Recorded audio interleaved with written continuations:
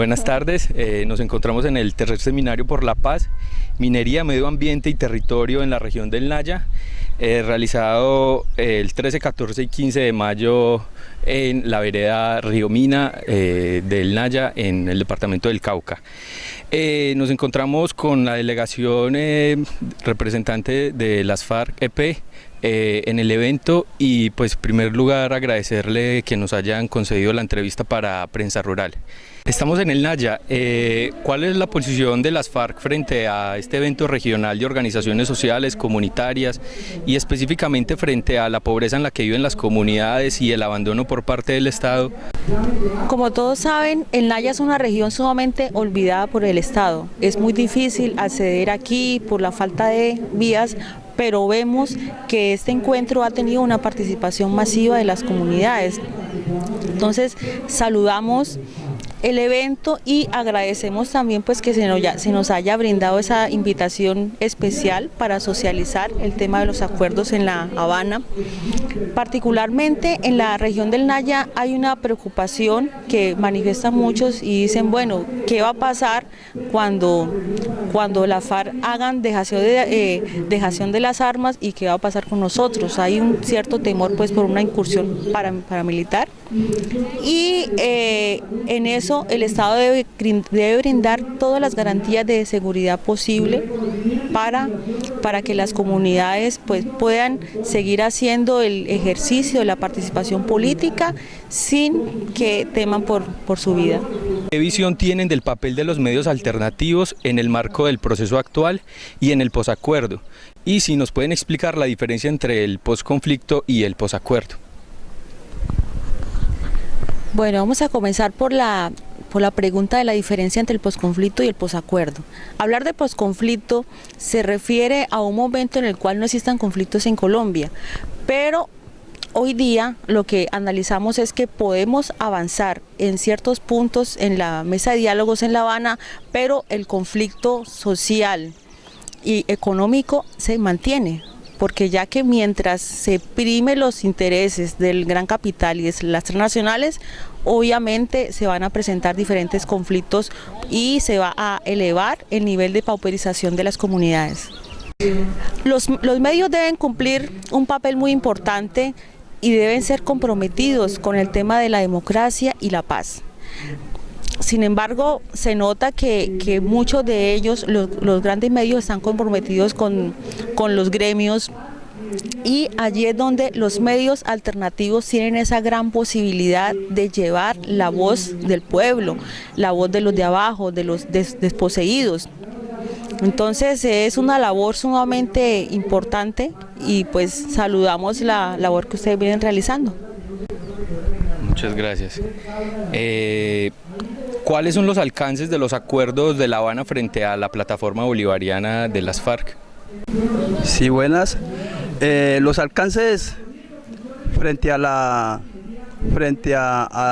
los acuerdos de La Habana referentes a la plataforma bolivariana tienen que ver con, en primer lugar, la solución política al grave conflicto que ha padecido nuestra patria por más de 50 años. Ese es uno de los fundamentales. La participación política, la inversión social que también tiene que haber. Entonces nosotros hemos logrado posicionar varios puntos de nuestra plataforma. Otros puntos entonces han quedado en las salvedades que van a ser tratados ya para lograrlos en una Asamblea Nacional Constituyente. Pero entonces sí, hasta ahora han habido bastantes logros, aunque faltan otros que hay que profundizarlo ya en la lucha política. Muchas gracias. Frente al tema de participación en los acuerdos de La Habana, ¿cuáles son a grandes rasgos lo que plantean? ¿Cuáles son los puntos a grandes rasgos que plantean? ¿Cuáles son las perspectivas y cuáles son los retos, por ejemplo, frente a las garantías para el nuevo movimiento político que surja una vez se firmen los acuerdos de paz? Y frente al punto de la refrendación, las FARC planteaban la Asamblea Nacional Constituyente. ¿Dónde queda la propuesta? Frente al punto de la participación política, nosotros lo que hemos planteado es que se abran los espacios para participar en los asuntos que comprometen el futuro de nuestra sociedad. Entonces eso es un avance muy importante, lograr la verdadera democratización del país. En eso estamos. Las perspectivas nuestras pues en este proceso es que el pueblo colombiano pueda participar decididamente en todos los asuntos que comprometen ese futuro e incidir en las políticas públicas gubernamentales. La Asamblea Nacional Constituyente sigue siendo una de nuestras banderas para conseguir a través de ese proceso constituyente abierto todos los puntos en los cuales el gobierno no quiso acordar con nosotros en La Habana. Entonces, para que sea el pueblo el que tome estos puntos como bandera y podamos lograr la verdadera transformación, la verdadera democracia real que necesita nuestro país para conseguir una verdadera justicia social y una verdadera paz estable aquí en Colombia, que es lo que más anhela nuestro pueblo colombiano. Y sobre las garantías, que nosotros estamos pidiendo pues garantías las garantías tienen que ser físicas, o sea, garantías de que no nos van a matar cuando vamos a hacer política, y las garantías jurídicas. Esas garantías jurídicas, o sea, que se cumplan los acuerdos, que le den seguridad a todos nuestros integrantes para poder irrumpir en la política sin el temor a ser asesinados por la guerra sucia, ¿no es cierto? Lo que siempre han utilizado los diferentes mandatarios en épocas anteriores. Ya miramos el caso de la Unión Patriótica, ¿no? Todo lo que pasó, el exterminio de todo el movimiento político después de los acuerdos con Belisario Betancur en la Uribe. Ya el pueblo colombiano conoce. Entonces esos son unas garantías que el Estado tiene que dar para que no vuelva a suceder eso y el conflicto no se vuelva a repetir. ¿Cuál es el papel de la guerrillera allí? Por ejemplo, se plantea no una desmovilización, sino una movilización política. ¿Podría explicarnos esto? ¿Se realizará un proceso de desmovilización, desarme y reinserción, o qué se realizará allí? También, digamos, los acuerdos que se firmen deben ser sometidos a una aprobación por parte de la guerrillerada. Pregunto, ¿se realizará la 10ª conferencia de las FARC y cuáles puntos tratarían? Y también, está grande la pregunta, si cambiarán de nombre las FARC. Bueno, los farianos de alguna manera siempre nos hemos relacionado con las comunidades, hemos trabajado de manera política, o sea, eso no es una experiencia ajena para nosotros. Ya en el proceso de reincorporación a la vida civil, nosotros necesitaríamos capacitación para enriquecer ese saber, para enriquecer nuestros conocimientos en esos temas. ¿Realizará un proceso de desmovilización, desarme y reintegración? Bueno, el modelo que maneja Naciones Unidas para los diferentes conflictos en el mundo lo hemos estudiado, pero no lo aceptamos. Nosotros queremos y hemos logrado hacer un modelo nuestro, un modelo colombiano. Entonces esperamos que en ese mismo contexto no nos aislemos, no nos vamos a perder, que podamos trabajar juntos, unidos en el proyecto nuevo que se nos presenta en el futuro. Las FARC no se desmovilizan, sino que se movilizan políticamente. Nos movilizamos políticamente. Eso significa que precisamente nos vamos a unir, no nos vamos a aislar, vamos a hacer un grupo de trabajo con todas las unidades para continuar en el trabajo político. Ese es el deseo. Por eso es que la diferencia en el DDR, nosotros no nos acogimos propiamente al DDR. Y finalmente, ¿cambiarán de nombre las FARC? A ver, le cuento. No, nosotros primero siempre hemos estado como informados de lo que sucede en la mesa de conversaciones en La Habana. Y lo otro, se realizó una reunión amplia interna de la organización en la cual se concluyó que íbamos a realizar la 10ª conferencia para poder lograr cambiar estatutos, reglamentos, todo lo que tiene que ver con la documentación nuestra para lo que se nos avecina, para lo que estamos esperando en el futuro. Pero nosotros hemos pensado que cambiar el nombre, yo personalmente, cambiar el nombre de las FARC no me gustaría, pero es una decisión de todos, en síntesis. Este es el bloque Alfonso Cano. ¿Cuáles son los aportes de Cano como comandante de las FARC al actual proceso de paz? A ver, siempre escuchamos decir que el camarada Alfonso Cano es el artífice del proceso de paz y no es por decirlo, es una situación real, es cierto. El camarada recibió en su momento la posibilidad de cierta de los diálogos. Entonces él siempre nos decía, lo que es el conflicto armado colombiano hay que manejarlo de manera dialogada, eso hay que sacarlo de manera política. No es posible que nos sigamos matando entre colombianos, Colombia merece algo mucho mejor, y convenció a los farianos de que era posible que lucháramos, hiciéramos todas las transformaciones necesarias y que hiciéramos todo un esfuerzo para que lo pudiéramos hacer de manera política. El camarada también era una persona muy solidaria, muy sencilla, muy frágil en ese sentido. Él caminaba a las regiones y a él le dolía lo que era la pobreza, la gente abandonada, todo lo que vemos en el país, la falta de estudio. Él sentía el país en el corazón.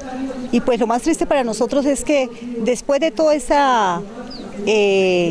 intercambio epistolar que hubo con el actual presidente, él se confió, él dijo que lo que íbamos a lograr nosotros con el proceso no era para nosotros, era para el pueblo. Siempre la decisión de él era que eso era para el pueblo, pero se confió en la persona que le propuso lograr los diálogos y por eso en esa confianza resultó muerto.